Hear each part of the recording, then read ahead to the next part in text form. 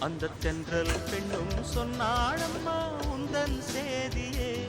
அவள் சொன்ன பின்பு மின்னல் போல வந்தேன் தேடியே.